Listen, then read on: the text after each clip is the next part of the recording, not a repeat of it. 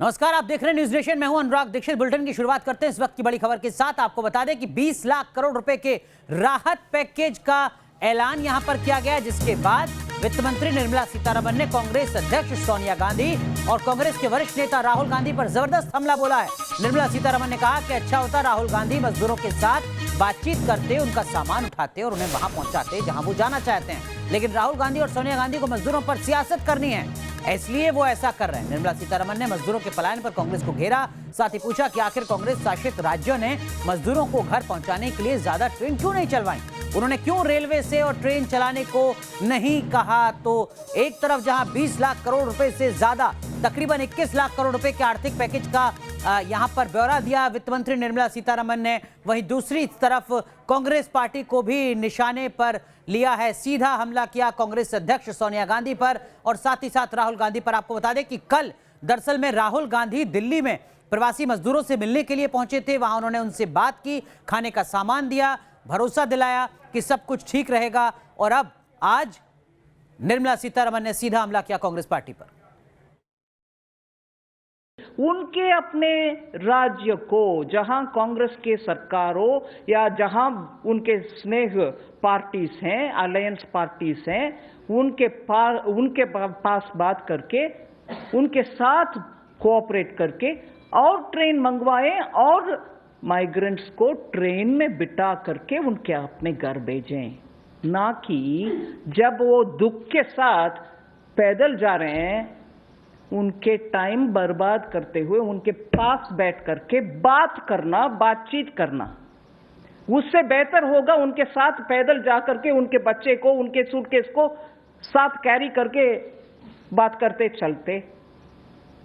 दुख के साथ कह रही हूं इस बात को, आराम से बोल सकते हैं। उनके अपने स्टेट्स को क्यों नहीं बोलता है कांग्रेस पार्टी? और ट्रेन लो और ट्रेन मंगवाओ सेंट्रल गवर्नमेंट से, उनमें उन माइग्रेंट्स को बिठाओ, ना कि क्योंकि कांग्रेस पार्टी बोलते हैं ये ड्रामाबाज हर दिन। मैं अभी उन्हीं के शब्दों को उपयोग करना चाहती हूं। ड्रामाबाज है। कल जो हुआ माइग्रेंट को उनके रास्ते पे चलते हुए बगल में बैठ करके बातचीत करने का, वो समय है क्या? वो ड्रामाबाज नहीं है क्या? मैं ऑपोजिशन पार्टी को हाथ जोड़ करके विनम्रता से कहना चाह रही हूं, माइग्रेंट्स का विषय में हम सब साथ होकर के काम करना है। दुख लग रहा है, दुख हो रही है, पूरे देश में दुख के साथ लोग बात कर रहे हैं क्या हालात हो गया है हमारे माइग्रेंट्स को। इतने सारे स्टेट्स के साथ कोऑपरेट करते हुए स्टेप्स जब हम ले रहे हैं, ये क्या तरीका है?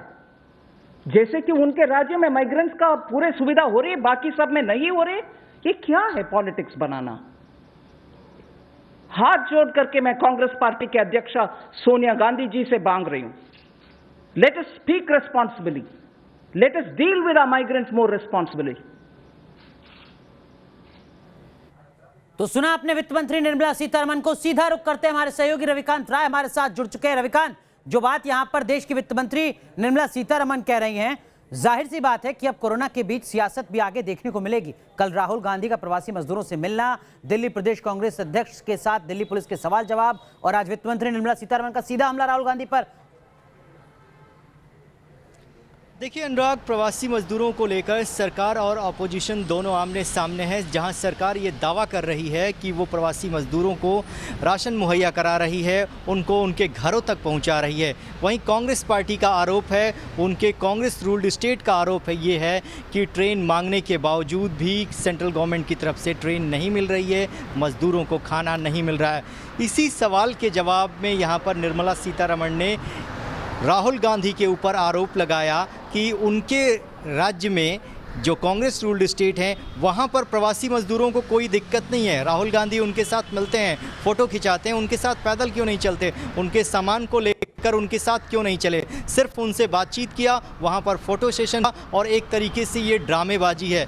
लेकिन हकीकत ये है अनुराग कि चाहे कांग्रेस पार्टी हो, बीजेपी हो, सत्तारूढ़ दल के तमाम लोग हैं, तस्वीर ये है कि ज़मीन पर प्रवासी मजदूर परेशान हैं, उनको घर पहुंचने के लिए साधन नहीं मिल रहा है। बहुत जगह स्थिति ये है कि उनको खाने को भी नहीं मिल रहा है। ऐसी स्थिति में अगर ये पॉलिटिकल पार्टियां राजनीति करती हैं तो ये बहुत ही दुर्भाग्य की बात है कि एक तरफ लोगों की जान जा रही है, प्रवासी मजदूरों की जान जा रही है और यहाँ पर आपस में तू तू मैं का खेल हो रहा है। ये वो समय नहीं है जिन लोगों को मिलकर उनके लिए काम करना चाहिए। इसी बात को लेकर ये नाराज़गी है और कहीं ना कहीं अब होड़ भी लगी हुई है कि क्रेडिट किसके हिस्से में जाए, सेंट्रल गवर्नमेंट के हिस्से में जाए या राज्य सरकारों के जिम्मे जाए। लेकिन इस बात को लेकर तो भी तब जाएगा जब हालात सुधर सकेंगे प्रवासी मजदूरों के। दिल्ली में अरविंद केजरीवाल की सरकार है, उन पर आरोप लग रहा है कि वो प्रवासी मजदूरों को उनके राज्य में नहीं पहुंचा पा रहे हैं। सबसे ज्यादा जो पलायन हो रहा है वो उत्तर प्रदेश में हो रहा है, बिहार में हो रहा है, जहां पर बीजेपी रूल्ड स्टेट हैं। वहां पर सवाल खड़ा हो रहा है कि आप अपने प्रवासी मजदूरों को लाने के लिए क्या कर रहे हैं। कुछ ऐसे ही सवाल महाराष्ट्र में खड़े हो रहे हैं जहां पर शिवसेना की सरकार है, कांग्रेस पार्टी की सरकार है। कुछ ऐसे ही सवाल राजस्थान में भी खड़े हो रहे हैं। सवाल तो हर राज्य में खड़ा हो रहा है और हर राजनीतिक दल पर। बिल्कुल अनुराग, आपने सही कहा, लेकिन अगर ट्रेनों की संख्या देखें तो सबसे ज़्यादा ट्रेनें जो हैं प्रवासी मजदूरों को ले जाने के लिए इन्हीं स्टेट ने मांगी है। सबसे ज़्यादा उत्तर प्रदेश ने मांगी है, बिहार ने मांगी है, महाराष्ट्र ने भी मांगी है। लेकिन कुछ राज्य ऐसे हैं जिनका ये आरोप है रेलवे मंत्रालय के ऊपर कि उन्होंने पेमेंट भी किया, बावजूद इसके रेलवे उनको ट्रेन नहीं दे रही है। लेकिन भारत सरकार की तरफ से, रेल मंत्रालय की तरफ से कहा यह जा रहा है कि वो ट्रेन नहीं मांग रहे हैं। अब कौन सच बोल रहा है, कौन झूठ बोल रहा है, ये वक्त नहीं है, क्योंकि यहाँ पर एक एक दिन प्रवासी मजदूरों के ऊपर भारी पड़ रहे हैं। इस तरीके की तस्वीरें आ रही हैं कि कोई साइकिल चुरा कर लेकर जाता है और खत में लिखता है कि मेरी मजबूरी है, आप इस बात को समझिए। कोई ठेले के ऊपर जा रहा है, कोई पटरियों पर पैदल चल रहा है, किसी की जान चली जाती है। ये सच और झूठ पता करने का वक्त नहीं है। इन लोगों को शर्म आनी चाहिए और पॉलिटिकल पार्टियों को एक साथ मिलकर काम करना चाहिए। ये बिल्कुल नहीं हो पा रहा है और इसी की खींच यहाँ पर निर्मला सीतारमण के चेहरे पर भी दिखाई दी जब उनसे सवाल ये पूछा गया कि प्रवासी मजदूरों को लेकर अब तक कोऑर्डिनेशन क्यों नहीं हो पा रहा है। उनका सेंटर का सीधा आरोप है कि बहुत सारे स्टेट जो हैं वो कोऑपरेट नहीं कर रहे हैं। तो आप समझ सकते हैं कि इस विषम परिस्थिति में भी राजनीति हो रही है।